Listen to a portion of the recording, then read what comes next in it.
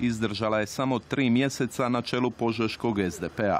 Ostavku je, kaže Puvač, podnijela zbog seksizma unutar stranke i obezvređivanja njezinog rada samo zato što je žena. Imamo vladajuću garnituru u gradu koja smatra da žene su bića drugog reda pa nemaju pravo na vlastito mišljenje, pa vam imputiraju konstantno kojekakve mentore.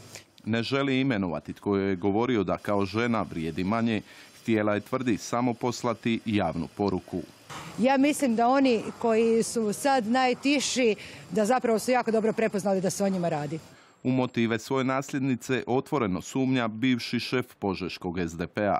Diskriminacije o kojoj Puvač govori u stranci, uvjeren je, nije bilo. Nikakve, ni po spolu, ni po dobi, ni po vjeri, niti po naciji, ni po čemu. Mi smo jedna otvorena stranka i ne vjerujem da se tako nešto događalo.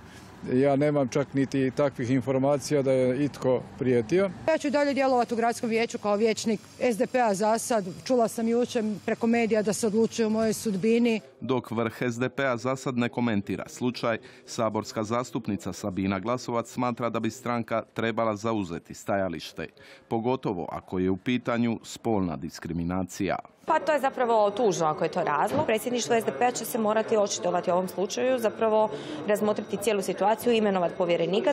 A tada će se možda doznati tko je kome i zašto navodno prijetio i vrijeđao stranačku kolegicu da kao žena ne može voditi gradsku organizaciju u Požegi.